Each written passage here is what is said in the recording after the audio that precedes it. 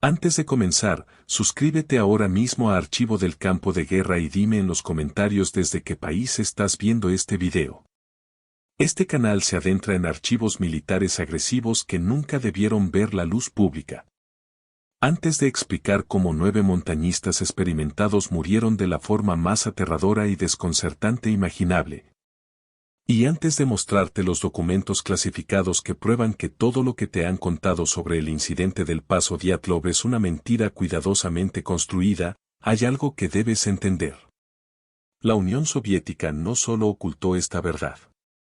La enterró, la selló y mató personas para mantenerla en secreto. Mi nombre es Coronel Víctor Malanchov, y hace 3 semanas recibí la orden de revisar un archivo que, oficialmente, no existe. Todo comenzó con una alarma a las 4:30 de la mañana, un lunes gélido en Moscú. Pero la verdadera orden llegó horas después, en forma de una notificación clasificada del Ministerio de Defensa ruso. El documento era breve, sin cortesías. Preséntese en Archivo Zona 7, Edificio 14. Nivel de autorización, sangre. Revisión del Protocolo Dyatlov.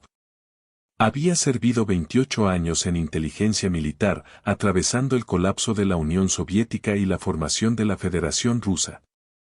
Había visto archivos sobre asesinatos, operaciones encubiertas y secretos de Estado capaces de derribar gobiernos. Pero nunca había oído hablar del Protocolo Dyatlov. La Zona 7 no aparecía en ningún mapa oficial del complejo del ministerio. Tuve que preguntar a 3 oficiales de seguridad distintos antes de que uno admitiera su existencia. Cuando finalmente llegué, comprendí por qué casi nadie sabía de ella. El archivo estaba 4 niveles bajo tierra, en una sección del edificio construida durante la era de Stalin. Paredes de hormigón lo bastante gruesas para resistir un ataque nuclear. Puertas de acero con cerraduras mecánicas, no biométricas. Y en el aire, el olor denso del papel viejo y de secretos de Estado pudriéndose en la oscuridad. El administrador del archivo, Lev Carson, era demasiado joven. No debía tener más de 29 años. Pero sus ojos, esos ojos pertenecían a alguien que había visto cosas que jamás podría olvidar. Coronel Malanchov, dijo, estrechando mi mano. El expediente Dyatlov se encuentra en la sala de revisión 3. Se me ha ordenado informarle que varias páginas del archivo original faltan. ¿Faltan? Pregunté. ¿O están censuradas? Faltan, señor, respondió sin expresión. Fueron quemadas deliberadamente en 1963 por orden de un alto funcionario cuyo nombre también fue eliminado de todos los registros. Lo que está a punto de leer es lo que sobrevivió. Me condujo por un pasillo lleno de archivadores metálicos, cada uno marcado con fechas y nombres en clave. Operación Cosecha, 1957. Acuerdo del Mar Negro, 1962. Nos detuvimos ante una puerta de acero con un solo símbolo rojo, un triángulo. Dentro, la sala era exactamente lo que se esperaría de una cámara soviética de interrogación. Una mesa metálica, 4 sillas, sin ventanas. En el centro, una carpeta tan antigua que el papel había amarilleado como hueso. Tiene 4 horas, dijo Carson. Después, el archivo vuelve al almacén por otra década. Cuando la puerta se selló tras él con un siseo hidráulico, abrí la carpeta. Y todo lo que creía saber sobre el incidente del Paso Dyatlov comenzó a desmoronarse. La primera página estaba fechada 26 de febrero de 1959, exactamente una semana después del incidente. Listaba 9 nombres. Todos muertos. Igor Dyatlov, 23. Zinaida Kolmogorova, 22. Lyudmila Dubinina, 20. Alexander Kolevatov, 24. Rustem Slobodin, 23. Yuri Dorosenko, 21. Yuri Krivonisenko, 23. Nikolai Tibiauxprignoye, 23. Semyon Solotaryov, 38. La investigación oficial afirmó que murieron por hipotermia y una fuerza natural desconocida. Pero la segunda página contaba otra historia. Era un registro de comunicaciones militares entre una estación de defensa aérea soviética y el Comando Central de Moscú, la noche del 1 de febrero de 1959. 2237, fenómeno aéreo no identificado detectado. Zona 7 Delta. Movimiento errático. 2241, no hay aeronaves registradas en el sector. Fenómeno se aproxima a zona restringida. 2244, confirmación visual. Esfera luminosa naranja. Diámetro estimado, 2.000 metros. Descendiendo. 2247, anomalía ha entrado en zona de pruebas 19. Se recomienda eliminación inmediata de población civil. 2251, solicitud denegada. Solo observación. No intervenir. 2314, múltiples firmas energéticas a nivel del suelo detectadas cerca del fenómeno. Naturaleza desconocida. 147, anomalía abandona el área hacia el noreste. Firmas energéticas cesan. En la parte inferior de la página, una nota manuscrita. 9 civiles presentes en zona de pruebas 19 durante el evento. Autorizada recuperación. Eliminación total. Mis manos temblaban al pasar la página. Las autopsias clasificadas no coincidían con la versión pública. Lyudmila Dubinina. 4 costillas fracturadas, hemorragia interna masiva. Sin heridas externas.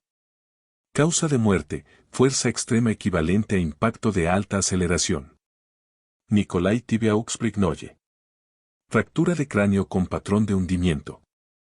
Presión aplicada, varios miles de kilos, instantáneamente. Rustem Slobodin. Fractura craneal menor.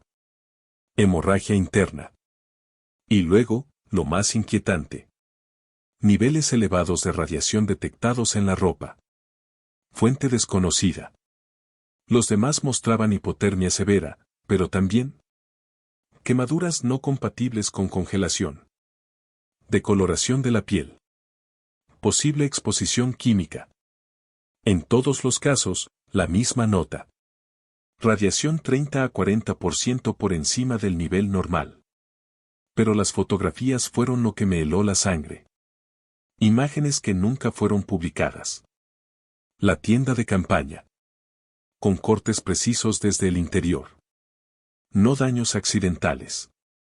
No animales.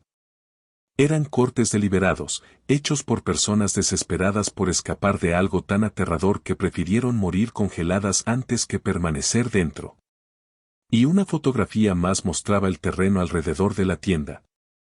Según la versión oficial, el grupo huyó en pánico, dejando huellas caóticas en la nieve. Pero esta imagen clasificada, tomada desde otro ángulo, mostraba algo muy distinto. Las huellas no eran desordenadas. Eran uniformes, con una separación casi militar, como si los 9 hubieran salido en formación, con calma, de manera deliberada. Sin embargo, a unos 50 metros de la tienda, todo cambió. Las huellas se dispersaban. Aparecían signos de carrera, caídas, confusión. Lo que ocurrió esa noche sucedió en etapas. Primero, algo los obligó a abandonar la tienda con suficiente control mental como para cortar la lona metódicamente desde el interior.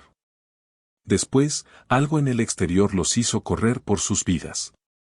El siguiente documento era un informe meteorológico del 1 al 2 de febrero de 1959. Esperaba encontrar registros de tormentas extremas que justificaran la versión oficial. Pero lo que leí fue esto. Cielo despejado. Temperatura, 25 grados C. Viento, 15 kilómetros por hora. Visibilidad, excelente. Sin perturbaciones atmosféricas. Murieron en una noche tranquila y clara, no durante una tormenta, no en una ventisca. En condiciones en las que montañistas experimentados jamás habrían entrado en pánico dentro de su tienda. 3 horas después de iniciar mi revisión, encontré algo que había sido eliminado por completo del registro oficial. Testimonios de testigos. Declaración de Yuri Yakamov, cazador local. Fecha: 3 de febrero de 1959. Vi luces extrañas en el cielo la noche del 1 de febrero. Esferas naranjas que se movían de formas imposibles para cualquier avión. Se detenían, aceleraban, cambiaban de dirección instantáneamente. Una descendió hacia la montaña donde estaban acampando los estudiantes. Informé a la partida de búsqueda, pero el investigador dijo que había visto Venus o bengalas militares. Declaración jurada de Anastasia Krivonisenko, hermana de Yuri Krivonisenko. Mi hermano trabajaba en Mayak, la instalación nuclear. 2 semanas antes del viaje me dijo que había visto algo de lo que no podía hablar. Dijo que si algo le pasaba, debía decirles a las autoridades que miraran lo que estaban probando en las montañas. Cuando conté esto, me amenazaron con acusarme de propaganda antisoviética. Testimonio eliminado. Familia advertida. La verdad, enterrada. Pero fue la última sección del archivo la que reveló qué ocurrió realmente y por qué se ocultó. Zona de pruebas 19, Operación Viento Ártico. El proyecto Viento del Norte era un programa soviético ultrasecreto para probar armas acústicas de baja frecuencia y sistemas de propulsión electromagnética, basados en investigaciones alemanas capturadas tras la Segunda Guerra Mundial.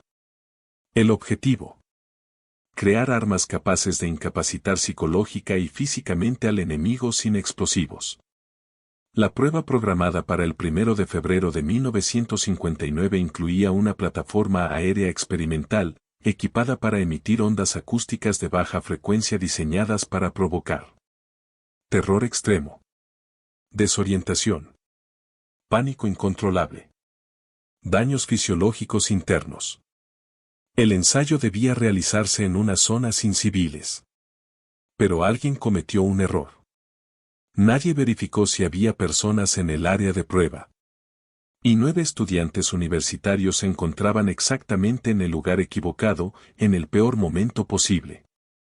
El arma acústica funcionó tal como fue diseñada. Provocó un pánico tan intenso que los montañistas cortaron su propia tienda y huyeron al exterior. Las ondas de baja frecuencia explicaban las lesiones internas sin heridas externas. Los sistemas electromagnéticos explicaban la radiación en la ropa. Cuando la plataforma se retiró y el sistema fue apagado, los 9 jóvenes quedaron dispersos en la nieve, heridos, desorientados, muriendo por exposición y trauma. Entonces, el ejército soviético tomó una decisión. Podían admitir el error, revelar un programa de armas clasificado y asumir la responsabilidad por 9 muertes civiles. O podían destruir pruebas, silenciar testigos y culpar a una fuerza natural desconocida. Eligieron lo segundo. Me quedé sentado en esa sala, mirando documentos que demostraban que el Estado había matado a sus propios ciudadanos por negligencia y había mentido durante décadas. Y entonces comprendí algo que me hizo sentir físicamente enfermo. Esto no era historia antigua. No era un crimen enterrado con la URSS. Las mismas estructuras, o sus herederos, seguían en el poder, tomando decisiones, eligiendo el secreto institucional por encima de la verdad. La puerta se abrió. Lev Carson entró, su rostro joven completamente inexpresivo. Su tiempo terminó, coronel. Miré el archivo. ¿Por qué ahora?, pregunté. ¿Por qué mostrar esto después de tantos años? Por un instante, su expresión se quebró. Porque hay personas en el gobierno que creen que ha llegado el momento de una divulgación controlada. Una versión de la verdad. La suficiente para admitir cierta responsabilidad. Pero no lo bastante para revelar los secretos realmente peligrosos. ¿Y cuáles son esos secretos?, pregunté. No respondió directamente. Señaló una línea al pie del informe de la Operación Viento Ártico que yo había pasado por alto. Anomalía adicional observada durante la prueba. La plataforma encontró un objeto aéreo no identificado durante el ascenso. Perfil incompatible con aeronaves conocidas. El objeto se retiró tras una breve proximidad. Conexión con la prueba, incierta. Se recomienda investigación adicional. El arma soviética pudo haber matado al grupo Dyatlov. Pero algo más estaba allí esa noche. Algo observando la prueba. Algo interesado en lo que la humanidad estaba desarrollando. Carson cerró el archivo. La versión oficial es que 9 estudiantes murieron en un trágico accidente durante una excursión. Esa historia nunca cambiará, coronel. Pero ahora usted sabe lo que realmente ocurrió. Y cargará con ese conocimiento el resto de su carrera. Cuando salí del archivo Zona 7 y regresé al mundo de la luz y las mentiras oficiales, pensé en esos 9 jóvenes que murieron por estar en el lugar equivocado. Mientras su propio gobierno probaba armas que no podía controlar. Pensé en las familias que recibieron consuelos falsos en lugar de la verdad. Y pensé en cuántos archivos más existen allí abajo. ¿Cuántos otros incidentes permanecen enterrados bajo capas de secreto y engaño deliberado? El incidente del Paso Dyatlov sigue siendo oficialmente un misterio. Avalanchas. Infrasonido. Teorías naturales. Pero ahora sabes por qué nunca permitirán que la verdad completa salga a la luz.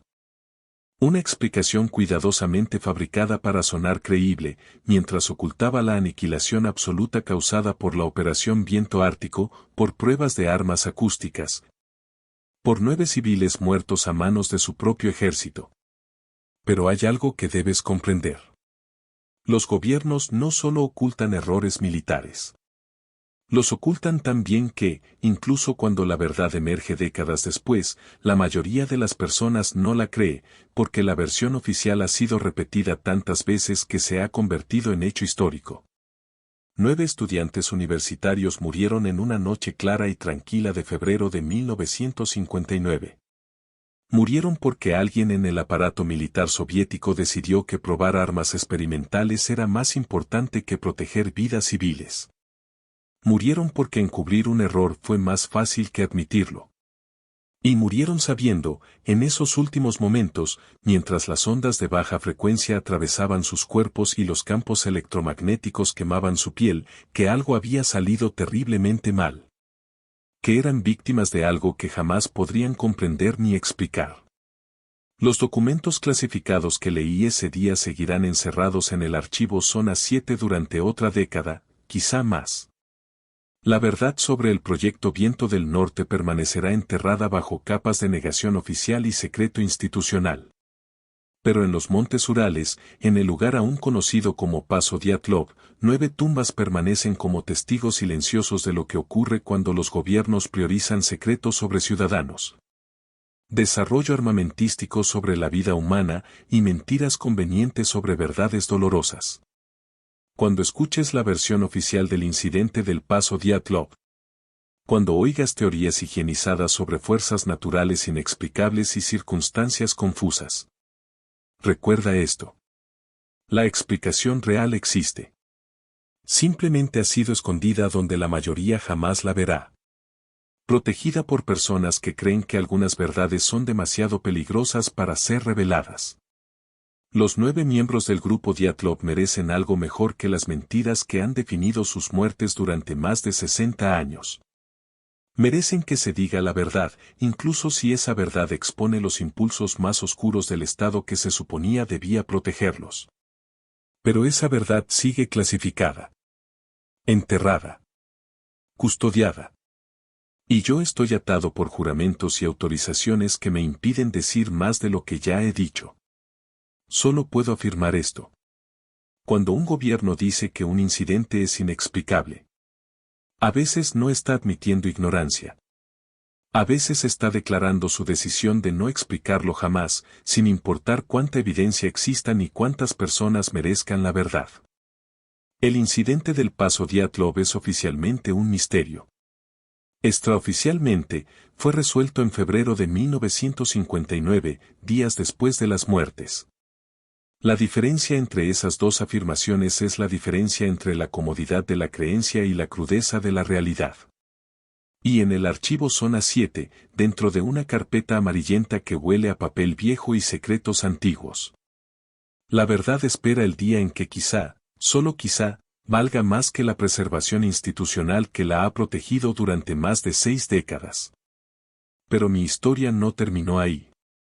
4 días después de abandonar el archivo Zona 7, fui convocado a otra reunión. En otro edificio. Con personas cuyos nombres me fue ordenado no repetir jamás. El encuentro tuvo lugar en un edificio administrativo vacío, en las afueras de Moscú. Sin señales. Sin guardias visibles. Un bloque de concreto gris que podría haber sido cualquier cosa. Dentro me esperaban 3 personas. 2 hombres de unos 60 años, vestidos de civil, aunque su porte militar era imposible de ocultar. Y una mujer, quizá de 45, con la mirada afilada de alguien que ha pasado su vida analizando información que otros desean ocultar. El mayor de los hombres se presentó simplemente como Dmitri. Coronel Malanchov, dijo, se le concedió acceso al archivo Dyatlov como parte de un programa piloto. Estamos evaluando divulgaciones controladas de ciertos incidentes de la Guerra Fría para construir confianza pública en la transparencia gubernamental. Hizo una pausa.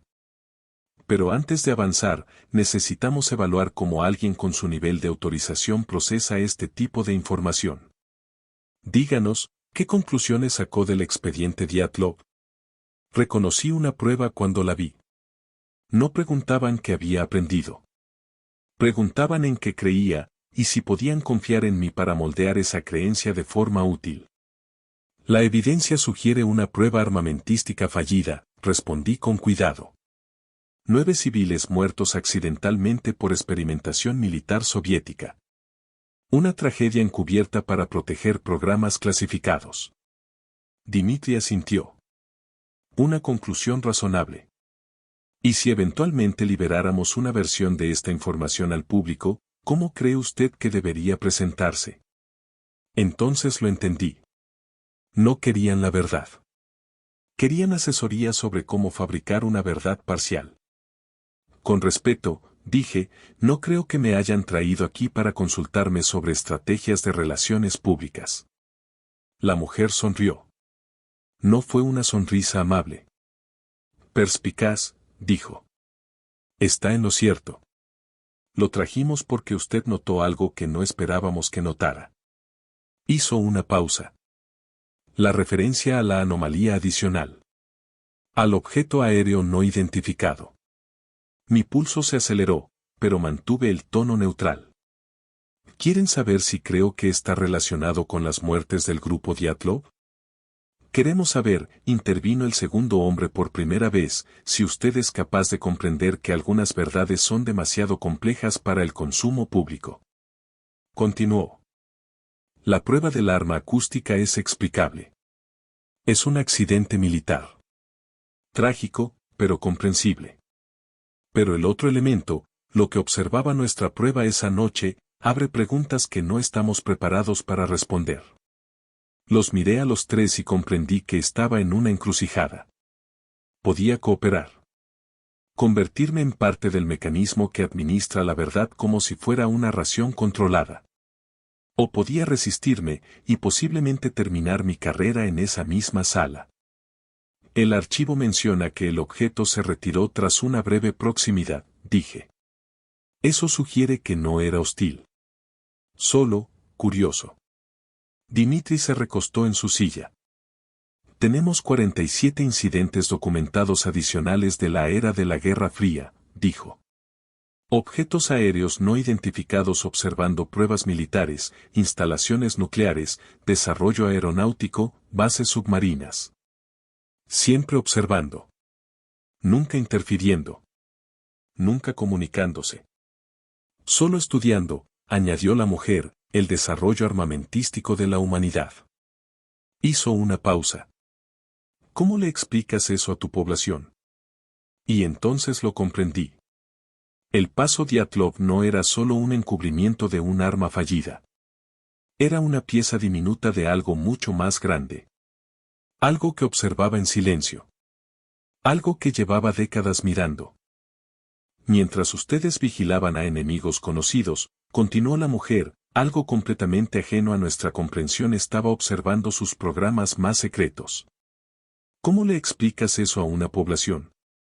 ¿Cómo mantienes la ilusión de control cuando existen entidades con tecnología tan superior que pueden ir a cualquier lugar, ver cualquier cosa, y no hay absolutamente nada que podamos hacer para detenerlas?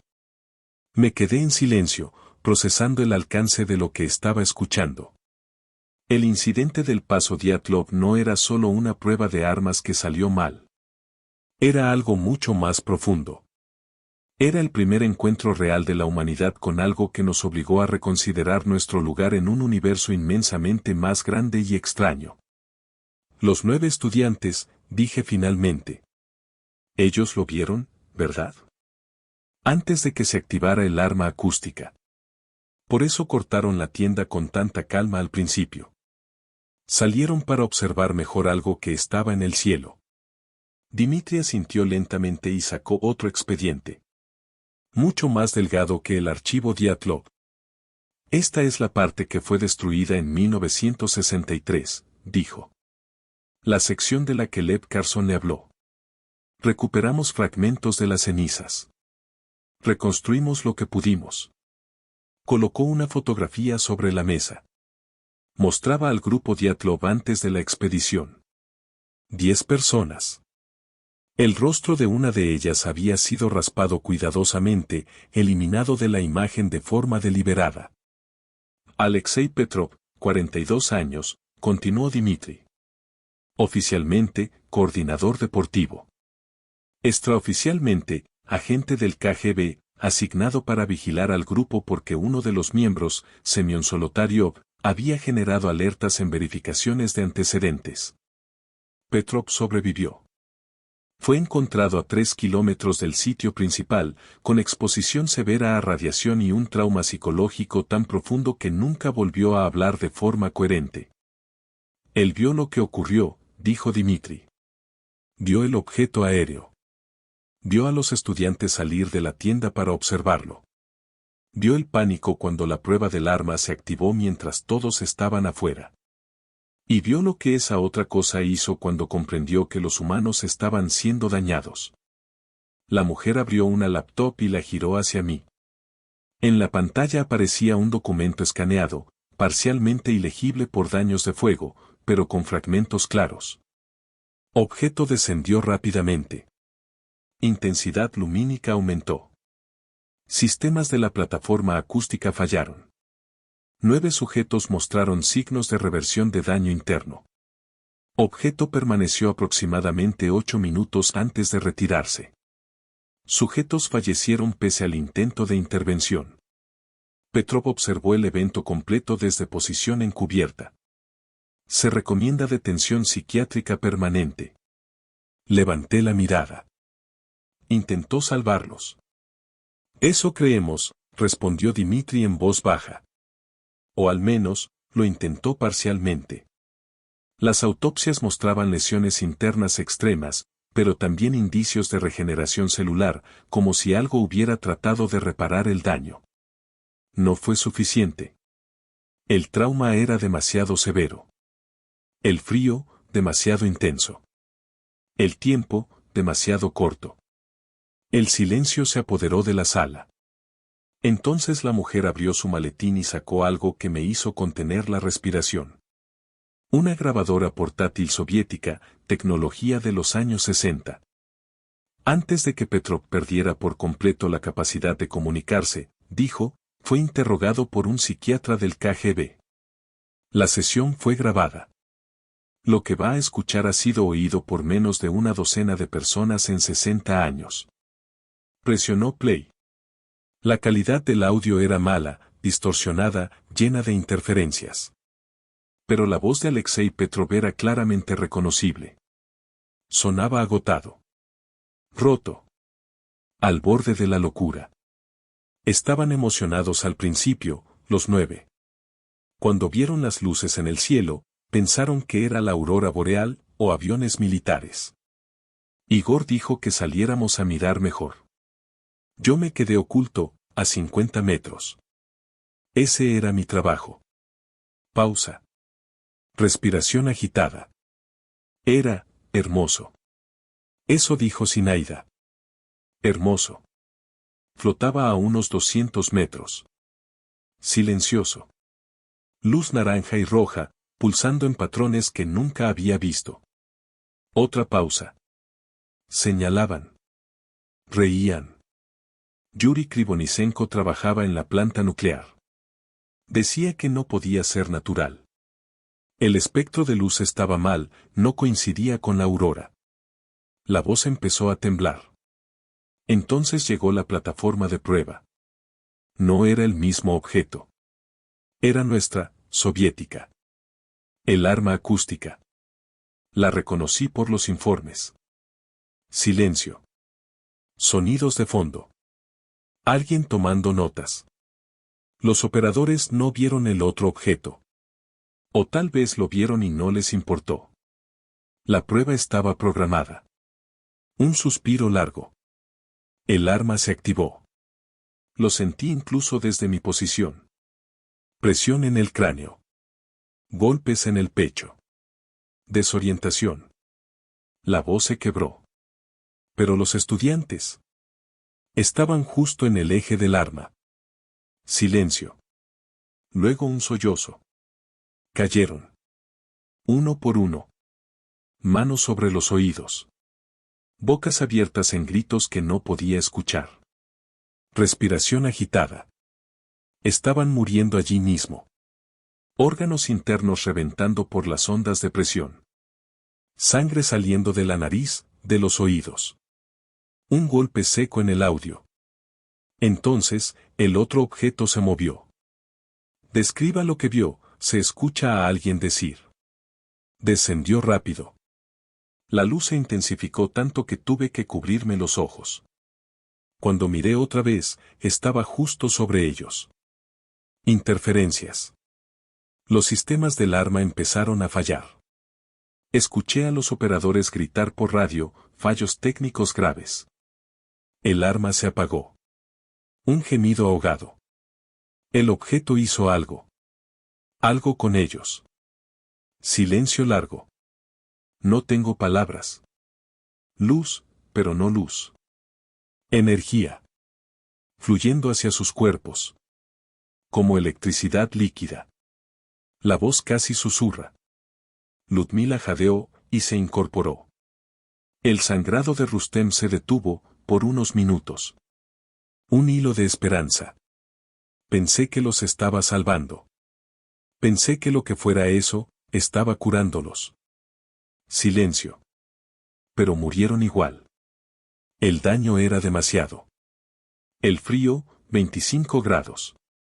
Incluso curados, estaban en shock. Uno por uno, colapsaron otra vez. Un sollozo ahogado.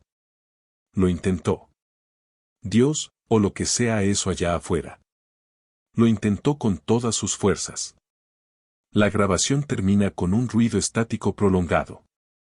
Nadie habló durante varios segundos. El paso Dyatlov no fue solo un encubrimiento. Fue el momento en que la humanidad descubrió que no estaba sola. Y que no era la especie más avanzada en observar el desarrollo de armas. Y por eso, entendí finalmente. La verdad nunca sería revelada por completo. Porque no se trataba solo de culpa. Se trataba de admitir que alguien más nos observa. Aunque estuviera a cierta distancia. Pero no fue suficiente. La cinta siseaba con estática. Cuando Petrov habló de nuevo, su voz había cambiado, sonaba hueca, distante. Después de 8 minutos, el objeto ascendió lentamente, como si se resistiera a irse. Flotó sobre los cuerpos durante 1 minuto más, y tuve la sensación más extraña, parecía estar intentando ayudarlos. Luego se retiró, acelerando hasta que quedó solo un rastro de luz, y después nada. Los estudiantes quedaron esparcidos en la nieve, algunos aún respirando, la mayoría ya muertos. ¿Qué hizo entonces, Alexei? Preguntó la voz del psiquiatra.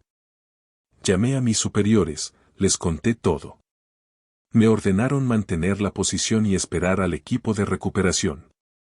Estaba expuesto a radiación tanto del arma acústica como del objeto. Ya sentía el malestar. Permanecí en mi escondite 6 horas más, viendo morir al resto, viendo cómo la nieve cubría las pruebas de lo que realmente había sucedido. El psiquiatra habló con suavidad.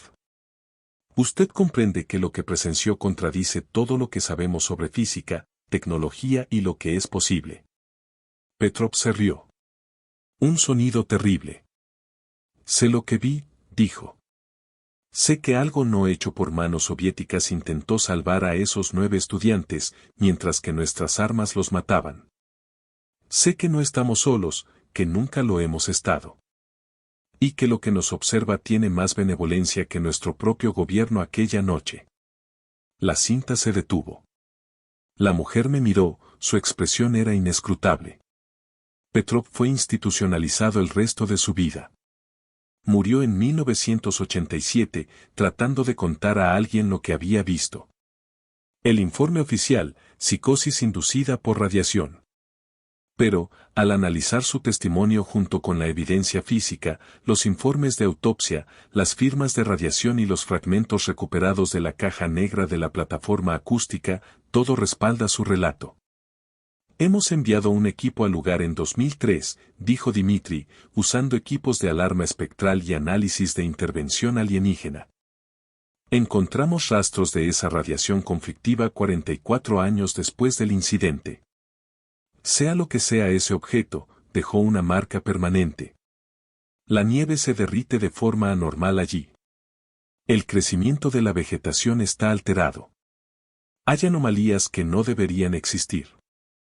Pero lo que más nos preocupa, continuó el segundo hombre, es que hemos analizado 37 incidentes adicionales donde aparece la misma firma de radiación. Pruebas nucleares donde los sistemas de seguridad se activaron inexplicablemente, evitando accidentes. Armas químicas donde las brechas se cerraron misteriosamente. Desastres submarinos donde sobrevivió la tripulación pese a la imposibilidad matemática. Sacó un mapa lleno de marcadores rojos. Cada incidente, según ellos, fue mitigado por una intervención que no podemos explicar. El paso Dyatlov es especial, dijo Dmitri, porque tenemos un testigo directo que vio lo que sucedió en tiempo real. Mi mente daba vueltas. Están diciendo que nos han estado protegiendo, incluso intentando evitar que nos destruyamos a nosotros mismos. No siempre con éxito, respondió Dmitri en voz baja. Los estudiantes Dyatlov murieron pese a la intervención. Pero el patrón es claro, estas inteligencias existen para proteger la supervivencia de la humanidad. La mujer se levantó y se acercó a la ventana. Esto cambia todo sobre cómo concebimos nuestro lugar en el universo. No estamos aislados. No estamos desprotegidos. Estamos siendo observados, estudiados y, ocasionalmente, guiados, incluso cuando nuestras propias decisiones nos llevan al desastre. La pregunta es, ¿qué hacemos con este conocimiento? Pensé en mis colegas, en aquellos que habían manejado fragmentos de evidencia Dyatlov sin ver la imagen completa. Pensé en todos los analistas y científicos que pasaron su vida ensamblando un rompecabezas incompleto. El grupo que usted dirigirá, dije lentamente, la versión oficial del incidente Dyatlov. Ellos no saben nada de esto, ¿verdad? Saben lo suficiente para hacer su trabajo, dijo Dmitri. La mayor Sokolova interpreta pruebas argumentativas. El capitán Balov comprende mejor que nadie la geografía y la altitud. Nos ayudarán a construir una versión parcial, técnicamente correcta, omitirá el elemento de intervención no humana. ¿Está diciendo que les mentiremos? Pregunté. Protección, dijo la mujer con firmeza. Protección contra información que destruiría sus carreras y quizás su cordura. Usted ha sido traído aquí porque tiene la experiencia operacional y cognitiva para manejarlo. La mayoría de las personas no. Se derrumbarían ante la verdad, porque todo lo que su cultura les enseña sobre la naturaleza humana y la autoridad estaría fundamentalmente equivocado. En 6 meses, dijo, cuando liberemos la versión parcial. la mayor Sokolova presentará pruebas de armas soviéticas. El capitán Balov explicará cómo el arma acústica pudo haber causado las lesiones. El doctor Soran detallará las firmas de radiación como subproductos de sistemas de propulsión alfa. Todo técnicamente correcto. Pero sin el aspecto crucial, la intervención no humana. ¿Y las familias? Pregunté. Los parientes de los 9 estudiantes que durante 60 años recibieron mentiras. ¿No merecen la verdad completa? La expresión de Dimitri se suavizó. Merecen paz. Merecen saber que sus seres queridos fueron asesinados por negligencia del gobierno, no por fuerzas naturales desconocidas. La verdad que podemos contarles les dará eso. La otra verdad, dijo la mujer, sobre la intervención no humana y nuestro lugar en un cosmos poblado, es demasiado para que puedan asimilarla. Acepté su lógica. Incluso lo entendí. Pero sentado en esa sala, escuchando la grabación de Petrov, sabiendo que 9 jóvenes habían muerto mientras algo intentaba salvarlos, sentí el peso absoluto de lo que significa la clandestinidad institucional. Significa que la verdad se convierte en una mercancía, racionada según la capacidad de cada uno para manejarla. Significa que gente como Petrov es internada y silenciada, no tratada como sobrevivientes del encuentro con lo imposible. Significa que la bondad verdadera queda aislada en el universo, mientras la evidencia de intervención y protección permanece en archivos clasificados, lejos de la luz del día. Tengo que preguntar algo, dije finalmente. El objeto que intentó salvarlos, ¿alguna vez tuvimos contacto directo adicional con él? La mujer me miró, su expresión grave, y por un instante, todo el peso de décadas de secreto se condensó en esa sala silenciosa. Finalmente, hice la pregunta que debía hacer.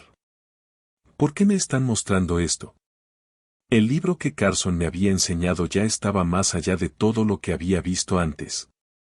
Esto era otra cosa completamente. El segundo hombre se levantó y se acercó lentamente, su expresión impenetrable. Miró por la ventana hacia el gris de Moscú, como evaluando si podía confiarme lo que diría a continuación.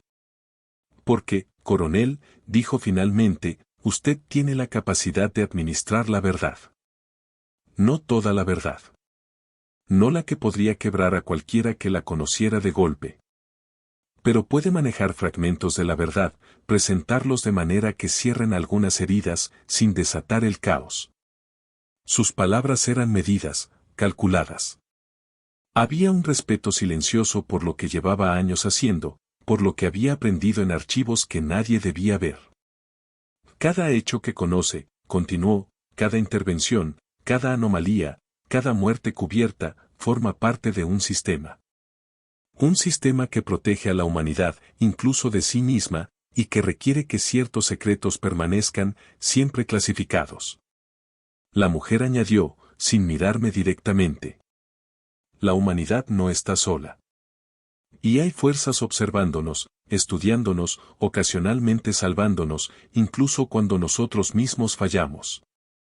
Pero no podemos compartirlo. No aún.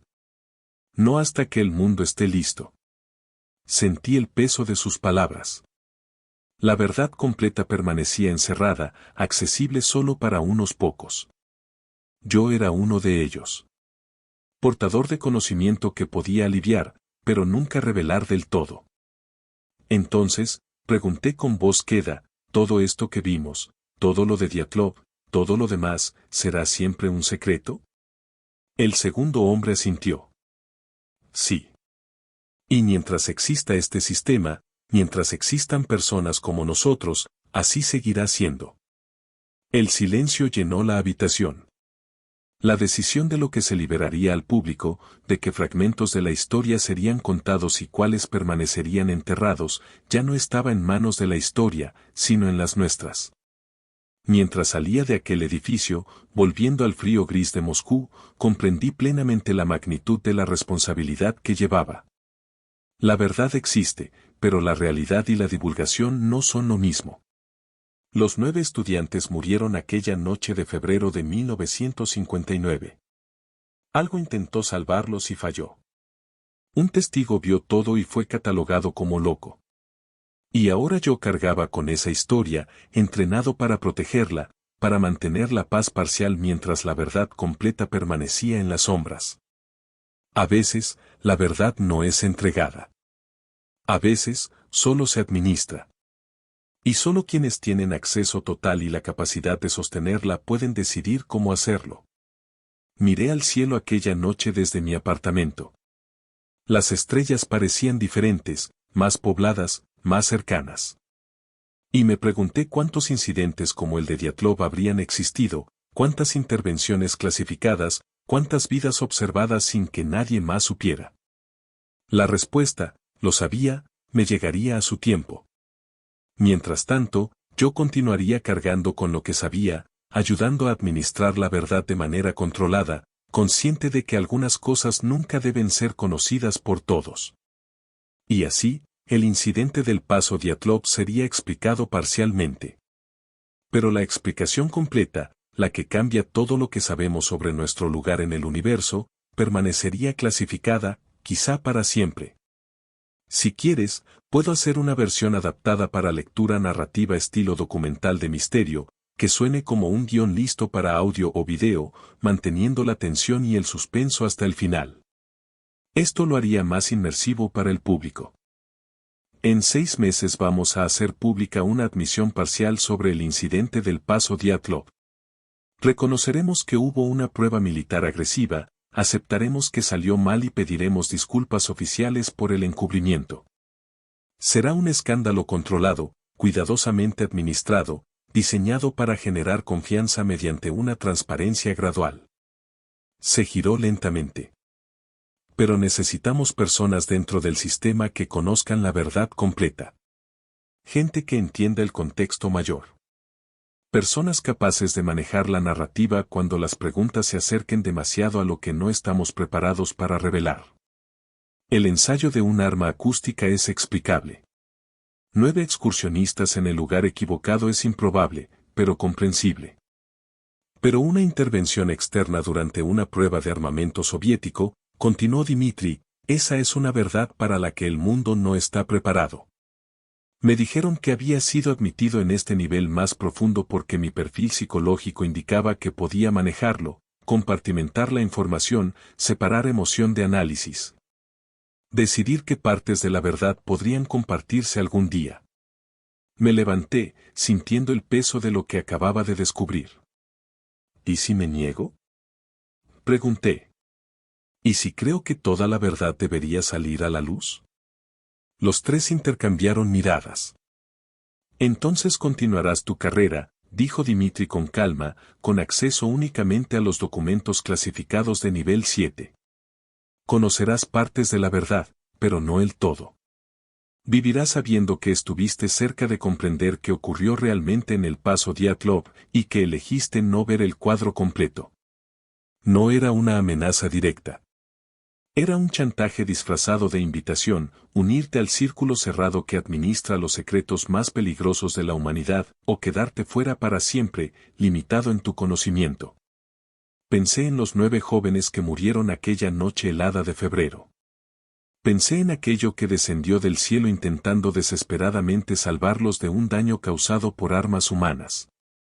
Pensé en Alexei Petro, quebrado mentalmente tras presenciar una intervención más allá de la comprensión humana. Entonces comprendí algo esencial, la verdad existe por capas. Y cada capa que se retira revela algo que hace que la anterior parezca simple, casi ingenua. Los ayudaré, dije finalmente, pero con una condición. Algún día, todo deberá contarse. Tal vez no ahora, tal vez no en mi vida, pero la verdad completa debe preservarse para el día en que la humanidad esté preparada para comprender lo que realmente ocurrió. Dmitri sonrió. Por primera vez, parecía auténtico. Eso es exactamente lo que esperábamos oír. Porque existe un archivo aún más clasificado que los documentos del Dyatlov. Un registro de cada intervención no humana en los asuntos humanos. Cada vez que nos han observado. Cada vez que han intentado ayudarnos. cada vez que han impedido que nos destruyamos a nosotros mismos. La mujer añadió. Algún día te mostraremos ese archivo. Pero primero debes demostrar que puedes cargar con la responsabilidad que conlleva este conocimiento.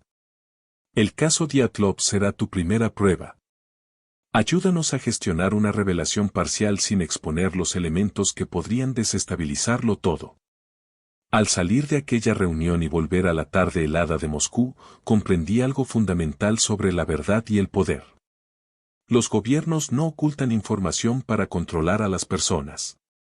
La ocultan para protegerlas de realidades que no están psicológica ni culturalmente preparadas para procesar. La verdad completa sobre el paso Dyatlov, sobre entidades no humanas que observan el desarrollo de la humanidad, sobre intentos de intervención cuando nos dañamos a nosotros mismos mediante experimentación militar. Todo eso existe en archivos clasificados que permanecerán sellados no durante décadas, sino posiblemente durante generaciones. Porque ¿cómo se le dice a una especie que cree estar sola en el universo, que se considera la cúspide de la creación, que en realidad está siendo observada, guiada y ocasionalmente protegida por algo que nos ve como a un niño prometedor pero peligroso? No se le dice. No todavía. Tal vez nunca. En su lugar, se liberan verdades parciales. Se admiten accidentes militares y encubrimientos gubernamentales. Se permite que la gente se sienta traicionada por mentiras institucionales que puede comprender. Y la verdad más profunda se entierra tan hondo que incluso quienes poseen las autorizaciones más altas solo conocen fragmentos del panorama completo. Los 9 miembros de la expedición Dyatlov murieron porque estaban en el lugar equivocado cuando la humanidad probaba armas que apenas comprendía. Murieron mientras algo ajeno a nuestro mundo observaba e intentaba, sin éxito, salvarlos. Sus muertes fueron cubiertas con explicaciones suficientes, fenómenos naturales, fallos humanos, teorías contradictorias. La verdad existe en archivos clasificados, en documentos reconstruidos a partir de cenizas, en los recuerdos rotos de un oficial del KGB que vio demasiado. Y ahora existe también en mi mente. Una carga que llevo mientras decido que partes de esa verdad verán la luz algún día. Y cuáles permanecerán ocultas hasta que la humanidad crezca lo suficiente para afrontar la realidad de su lugar en un universo mucho más extraño y mucho más habitado de lo que jamás nos atrevimos a imaginar. Si alguna vez te preguntas por qué los gobiernos guardan secretos, por qué ciertos incidentes siguen siendo misteriosos a pesar de evidencias claras de que alguien conoce la verdad completa, recuerda esto. A veces la verdad no se oculta para proteger a los culpables. A veces se oculta para proteger a los inocentes de un conocimiento que aún no pueden soportar. El caso del paso Dyatlov será explicado parcialmente en 6 meses. Habrá admisiones de pruebas militares. Habrá disculpas por décadas de encubrimiento. Habrá un escándalo cuidadosamente calculado que arderá con fuerza y luego se apagará, dejando a la mayoría satisfecha, convencida de que por fin conoce la verdad. Pero la verdad completa, aquello que descendió del cielo y trató de salvar a 9 jóvenes de las armas de su propio gobierno, seguirá clasificada. Porque algunos secretos sobreviven no porque sean vergonzosos, sino porque son transformadores. Y una transformación a escala de toda una especie requiere una preparación que la humanidad aún no ha alcanzado.